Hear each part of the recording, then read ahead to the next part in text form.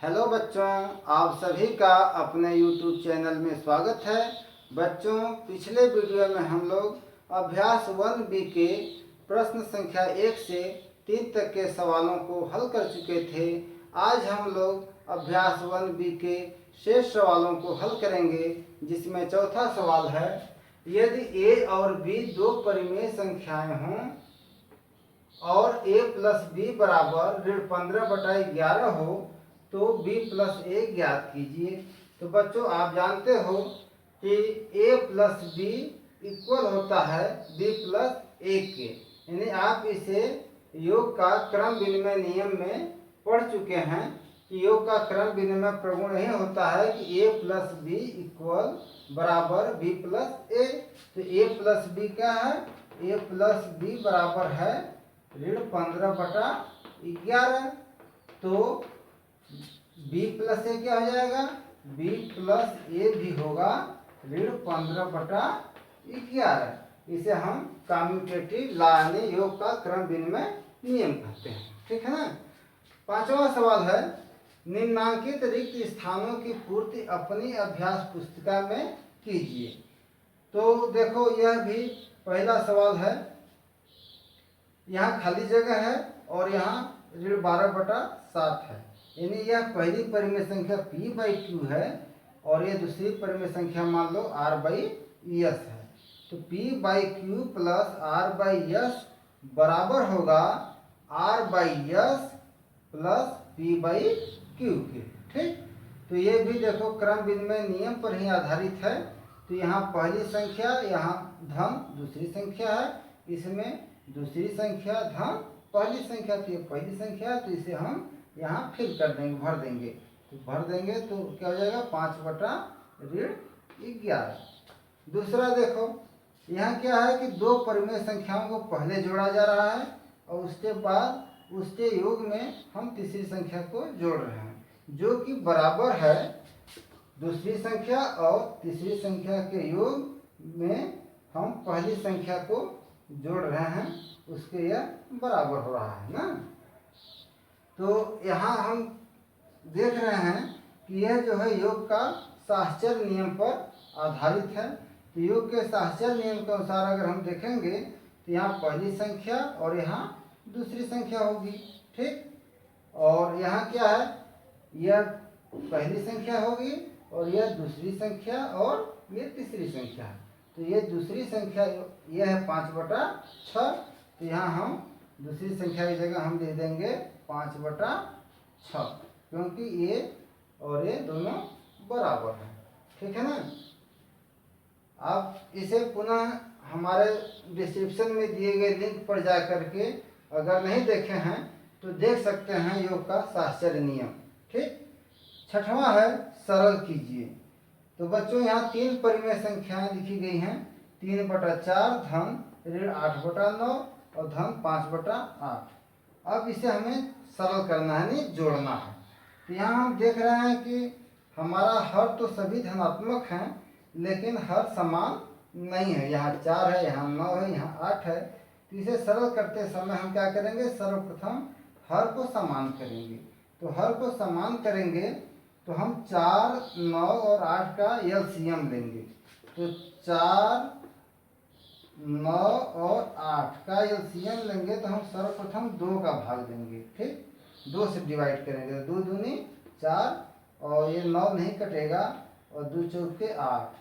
फिर देखो 2 से 2 एक कम 2, ये 9 नहीं कटेगा, 2 दूनी 4। फिर 2 से डिवाइड करेंगे तो ये 9 नहीं कटेगा और ये 2 कट गया। अब ये 3 से कर देंगे तो 3 त्रिके 9 और फिर 3 से कर देंगे तो ये भी कट जाएगा। तो आप देख रहे हो कि हमारा लॉस कितना हो गया? 3 त्रिके 9 दूनी 18 दूनी 36 दूना 72। कितना हो गया? 72। तो हम यहाँ पर ऐसे इसका एलसीएम लिख देंगे 72। ठीक, अब देखो 72 हमारा ये सभी परिमेय संख्याओं का हर हो गया, यानी जो 3/4 है, यहाँ 4 की जगह क्या हो गया? 72। तो जब 4 की जगह 72 हो गया तो 3 की जगह क्या होगा? यह ज्ञात करने के लिए हम 72 में 4 का भाग देते हैं। तो जब 4 का भाग देंगे तो कितना बढ़ जाएगा, 4 एकम 4 और यहाँ 3 बच गया और फिर 4 अठे 32 यानी 18 चौके 72, यानी इसमें 18 का गुणा हुआ है तो 18 गुणा हम इसी 18 गुणा हम 3 में करेंगे तो 18 3 54 हो जाएगा, ठीक है ना। और फिर धन है तो यहाँ हम धन कर देंगे और फिर देखो 9 का भाग 72 में देंगे तो 9 अठे 72, 8 बढ़ गया। अब जब इसमें 8 का गुणा हुआ तब न 72 आया तो हम 8 का गुणा इस 8 में ऋण 8 में करेंगे तो 8 अठाई 64 और ऋण है तो यहाँ हो जाएगा ऋण 64, ठीक। अब देखो धन है तो धन कर दो। अब 8 का भाग देंगे इसमें तो 8 9 72, 9 बढ़ गया और 9 का गुणा जब इसमें करेंगे तो 9 पचे 45, ठीक है। अब इसे जोड़ देंगे तो आप यहाँ देख रहे हो कि यह धनात्मक पूर्णांक है, यह भी धनात्मक पूर्णांक है। तो हम धनात्मक पूर्णांक को पहले जोड़ करके क्या करेंगे, उसमें ऋण को घटा देंगे। तो धनात्मक पूर्णांक जोड़ेंगे तो 45 में 54 जोड़ देंगे तो कितना हो जाएगा, 5 4 9 और 5 4 9, 99 हो गया, ठीक है। अब 99 में से 64 घटा दो तो 9 में से 4 घट गया 5 हो गया और फिर 9 में से 6 घट गया 3 हो गया तो 35 बटा हो गया। दूसरा सवाल देखो, ऋण 9 बटा 10 धन 22 बटा 15 धन 13 बटा ऋण 20 है। तो यहाँ आप देख रहे हो कि एक परिमेय संख्या का जो हर है वह ऋणात्मक है। तो हम इसे क्या करेंगे कि सर्वप्रथम हर को धनात्मक करेंगे तो हम इसे इस तरह से लिख देंगे, ऋण 9 बटा 10 और धन 22 बटा 15 और धन ऋण 13 बटा 20। जब हर को धनात्मक करेंगे तो अंश हमारा ऋणात्मक हो जाता है, ठीक। अब यहाँ 10 15 20 का हम लॉस लेंगे। 10 15 20 का अगर आप लॉस निकालोगे तो जैसे पहले हम लॉस निकालें उसी तरह से निकाल लेना। 10 15 20 का लॉस कितना आता है, 60 आता है, ठीक। अब 10 का 60 में हम भाग देंगे तो 10 6 का 60, 6 बढ़ गया और 6 का 9 में गुणा करेंगे तो 6 9 54, तो यहाँ ऋण है यहाँ धन है तो ये ऋण 54 हो गया, ठीक। और फिर धन है तो धन कर दो, 15 चौके 60, 4 बढ़ गया और 4 का जब 22 में गुणा करेंगे तो हो जाएगा 88, 4 दूनी 8 4 दूनी 8 और फिर धन है तो धन कर दो। अब 20 का भाग देंगे 60 में तो 20 3 60 हो गया, 3 बढ़ गया और 3 का जब ऋण 13 में गुणा करेंगे तो 13 3 39 यानी ऋण 39 हो जाएगा, ठीक। अब देखो क्या होगा, अब जो है अब यहाँ ये धनात्मक है और यह क्या है ऋणात्मक है, ये भी ऋणात्मक है। तो ऋणात्मक ऋणात्मक क्या होंगे, जुड़ जाएंगे, ठीक। तो अब यहाँ 54 और ऋण 39, ऋण 54 और ऋण 39 जोड़ दो तो 9 4 13, 9 4 13 हो गया और 5 3 8 है 9 हो गया और ऋण जोड़े हैं तो चिन्ह भी ऋण का लगेगा और धन क्या है, धन 88 है तो यहाँ 88 लिख दो बटा 60। अब देखो यहाँ ऋण हो गया और यहाँ धन हो गया। अब ऋण 93 है और धन 88 है तो 93 में से 88 घटा दो, 13 में से 8 घटा 5 बच गया और यहाँ कितना हो गया 8, एक कर्जा दे दिया था तो 8 हो गया, 8 में से 8 घटा 0, कुछ नहीं बचा और ऋण चिन्ह बड़ा है यानी बड़े अंक का चिन्ह ऋण है तो यहाँ ऋण लगा देंगे और बटा 60 लिख देंगे। इसे छोटा करेंगे तो देखो 5 1 5 यानी ऋण 1 बटा क्या हो जाएगा और 5 का भाग इसमें दोगे तो 12 बन जाएगा, ठीक। ये हो गया ऋण 1 बटा 12, ठीक है ना। अब 7वां सवाल है, निम्नांकित को योग की संक्रिया के प्रगुणों का प्रयोग करके हल कीजिए, ठीक। तो पहला सवाल है जिसमें 3/7 धन ऋण 5/14 धन ऋण 11/14। तो बच्चों 3 जैसे संख्याएं हैं परिमेय संख्याएं, तो इसे हम चाहे बाएं से जोड़ें चाहे दाहिने से जोड़ें, उसके योगफल पर कोई प्रभाव नहीं पड़ता है। तो यहाँ आप देख रहे हो कि दूसरी संख्या का हर 14 है और तीसरी संख्या का भी हर 14 है। तो हम क्या करेंगे कि इसे पहली संख्या को जैसे तैसे हम लिख लेते हैं और पहले हम इन दोनों संख्याओं को जोड़ देते हैं। ठीक, तो इन दोनों संख्याओं को जोड़ेंगे तो आप देख रहे हो कि हर दोनों का समान है। तो हम क्या करेंगे कि समान हर को हम पहले लिख लेंगे। ठीक, तो समान हर 14 है तो 14 लिख दिए। अब यहाँ ऋण 5 है तो यहाँ ऋण 5 कर दिए, और धन है तो धन कर दो, और ऋण 11 है तो यहाँ ऋण 11 कर दिए। ठीक है, अब देखो कितना हो गया, अब 3/7 हो गया धन। अब यहाँ देखो ये भी ऋण है ये भी ऋण है, तो समान चिन्ह क्या होते हैं, जुड़ जाते हैं। तो जोड़ना है तो जुड़ेगा। तो ऋण 5 है और ऋण 11, तो ऋण 5 में जब ऋण 11 मिला दोगे तो कितना हो जाएगा, ऋण 16 हो जाएगा। तो ये हो गया ऋण 16/14। ठीक, अब देखो अब हमारे दो परिमेय संख्या बचे, 3/7 और धन ऋण 16/14। अब यहाँ 7 और 14 का हम क्या निकालेंगे, लॉस, यानी हर को हम समान करेंगे। तो हर समान करने के लिए हम क्या करेंगे कि हम 7 और 14 का एलसीएम लेंगे, या तो एक काम और कर सकते हैं कि यदि इसमें 2 का हम गुणा कर दें, ठीक, तो ये 14 हो जाएगा। तो 2 को गुणा नीचे करेंगे तो 2 को गुणा ऊपर कर देंगे। ठीक है ना, तो चलो ठीक है, हम 2 का ही गुणा कर देते हैं। ऐसे एलसीएम निकालोगे तब भी हो जाएगा, 14 और 7 का एलसीएम कितना आएगा, 14 आएगा। ठीक, तो यहाँ एलसीएम हम 14 कर देंगे और 7 का भागा देंगे 14 में, तो 7 दूनी 14, 2 बार गया, और 2 का गुणा इसमें करेंगे तो 2 के 6 हो गया। फिर धन है तो धन कर दो, फिर 14 एकम 14 एक बार गया, और 1 का गुणा इसमें ऋण 16 में करेंगे तो ऋण 16 हो जाएगा। अब यहाँ बच्चों आप देख रहे हो कि यहाँ धनात्मक पूर्णांक है, यहाँ ऋणात्मक पूर्णांक है, यानी दो विपरीत चिन्ह वाले पूर्णांक हैं, तो क्या हो जाएंगे, घट जाएंगे।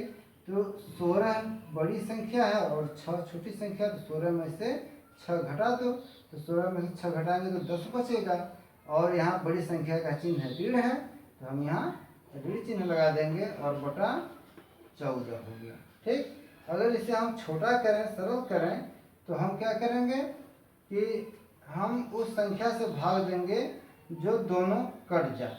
तो ऐसी कौन संख्या है, 2 है, तो 2 का अगर भाग इसमें हम देंगे, हर में 2 का भाग हम ऊपर भी अंश में भी देंगे, तो हमारा हो जाएगा 2 5 10, यानी ऋण 5 बटा और 2 7 14 7।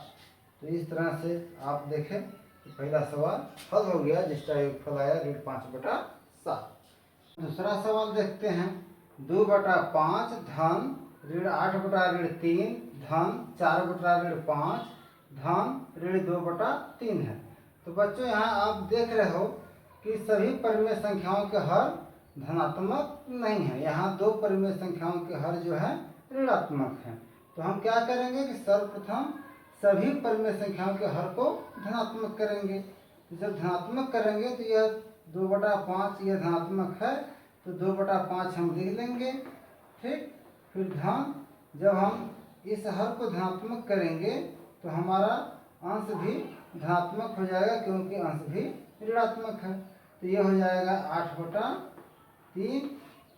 फिर धन, अब यहाँ देखो 4/5 है, तो जब हर को धनात्मक करेंगे तो अंश जो है ऋणात्मक हो जाएगा, ऋण 4/5 हो जाएगा।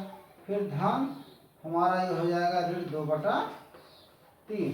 ठीक है ना, तो आप जानते ही हो कि योग पर क्रम का कोई प्रभाव नहीं पड़ता है, तो जो समान हर वाले परिमेय संख्या हैं एक जैसे, उनको एक जगह हम पहले लिख लें।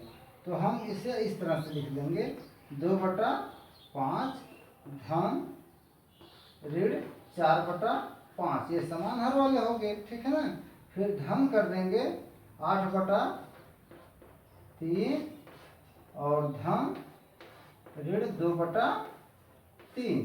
ठीक, अब देखो, अब हम पहले इन दो परिमेय संख्याओं को जोड़ेंगे एक साथ और इन दो परिमेय संख्याओं को एक साथ। तो यहाँ पर हर देख रहे हो कि दोनों का समान है, तो हम पहले क्या करेंगे, इसे बड़े ब्रैकेट में इस तरह से लिख देते हैं। हर समान है तो हम यहाँ हर लिख देंगे समान हर को, और फिर यहाँ ऊपर अंश जैसा है वैसा लिख करके जोड़ देंगे। जैसे 2 है तो 2 लिख दिए, और फिर धन है और यहाँ अंश कितना है, ऋण 4, तो हम ऋण 4 लिख दिए। ठीक है ना, और कुल का बटा 5 हो गया। और यहाँ भी धन है, धन कर दो, और इसे भी बड़े ब्रैकेट में कर दो। यहाँ समान हर 3 है तो हम समान हर 3 लिख दिए, और अंश को जैसे जैसे जोड़ देंगे तो ये हो गया 8 और धन ऋण 2। अब बच्चों देखो, यहाँ 2 धनात्मक पूर्णांक है और यह ऋण 4 एक ऋणात्मक पूर्णांक है। तो यहाँ धनात्मक यानी विपरीत चिन्ह वाले पूर्णांक है, धनात्मक और ऋणात्मक, तो क्या होंगे, घट जाएंगे। तो ऋण 4 में से 2 घट जाएगा, कितना बचेगा, ऋण 2/5। और धन, अब यहाँ देखो, यहाँ भी 2 विपरीत चिन्ह वाले पूर्णांक हैं, तो ये भी क्या होंगे, घट जाएंगे। तो 8 में से 2 घटेगा, कितना बचेगा, 6। तो 6 हो गया 3। अब बच्चों 5 और 3 का हम लस लेंगे, तो 5 और 3 का लस क्या होगा, 5 और 3 का लस 15 आएगा। ठीक है ना, तो यहाँ हम ऐसे लस यहाँ 15 लिख दिए, क्योंकि, और इसे ऐसे भी समझ सकते हो कि यह 5 क्या अभाज्य संख्या, 3 भी अभाज्य संख्या है, तो अभाज्य संख्या का लस जो होता है उन दोनों का गुणनफल हो जाता है। ठीक, 5 3 15, ये हमारा लस है। निकालोगे भी तो 3 3 से कट जाएगा, 5 5 से कटेगा, 15 आ जाएगा। अब 15 में 5 का भाग देंगे तो 5 3 15, और 3 का ऋण 2 में गुणा करेंगे तो 3 दूनी 6 में ऋण 6 हो जाएगा। और धन 3 5 15 और 5 6 30, धन 30 हो गया।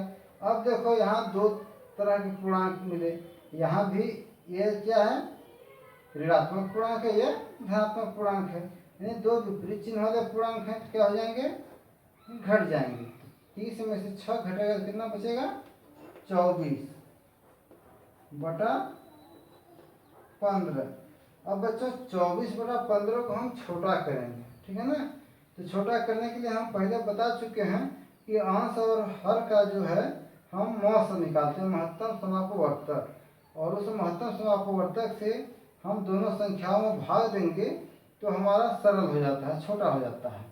तो यहाँ 24 और 15 का हम मौ से अगर निकालेंगे तो मौ से कितना आएगा, वह 3 आएगा, यानी मौ से जो होता है वो दोनों को डिविजिबल कर देता है। ठीक है ना, तो 3 से अगर हम भाग देंगे 24 में, 3 8 24, 8 बार जाएगा, और 3 का भाग 15 में देंगे, 3 5 15, ये हमारा हो गया 8/15।